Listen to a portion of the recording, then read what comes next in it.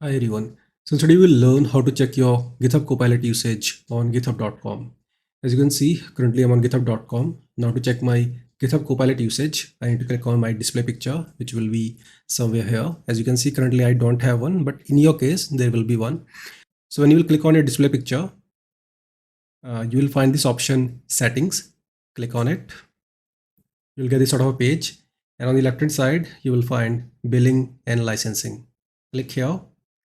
And here you will find AI usage. Click on it. Now on this page, you can find your GitHub Copilot usage. As you can see, I have utilized 317 credits out of 1500. And these are the details of the models that I have used, the credits that I have used. And my limit will reset in 27 days.